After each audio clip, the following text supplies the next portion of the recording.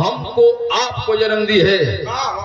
इस संसार में जितने महापुरुष हुए, विद्वान पैदा हुए, यहाँ तक कि भगवान जिन्हें कहा गया, वो भी ओम माई के कोख में जन्म लेलन। ओम माई का दुलाई भजन हो, और भजन का कौनो तर्ज में मास्टर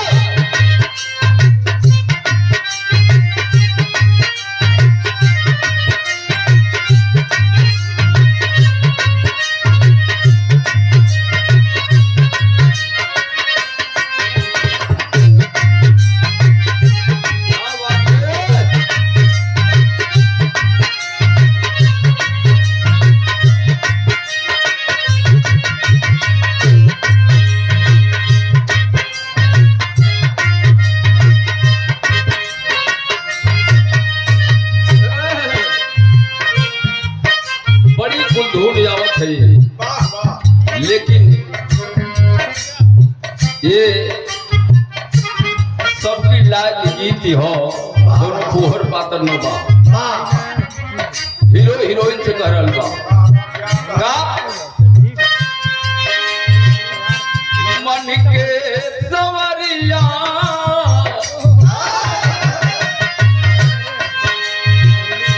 मन की सवरिया बन गईलू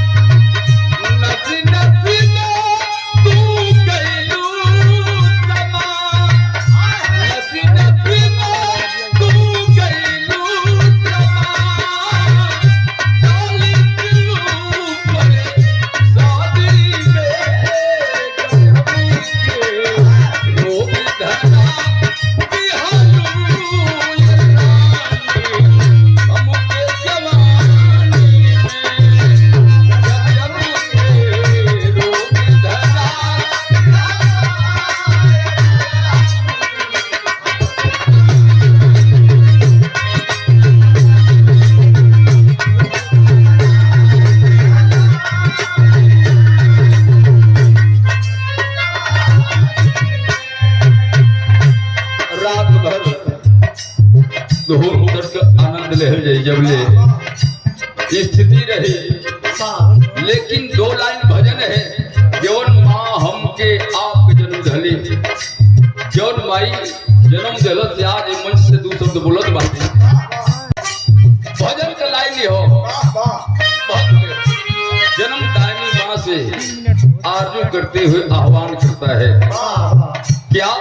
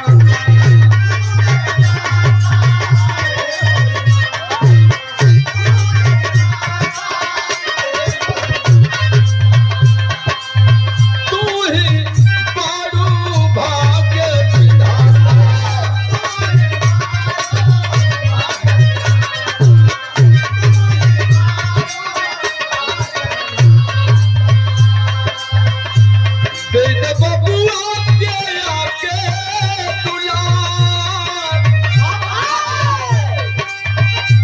बेटा बबुआ के आके दुलार पानी फसली हली पानी में गजबू के नूर भरल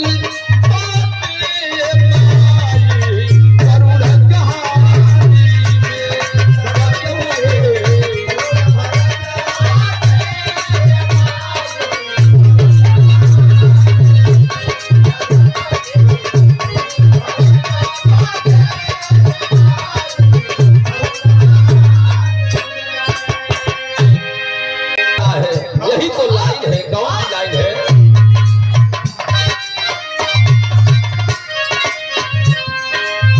तू जगदाता हे मोरी माता,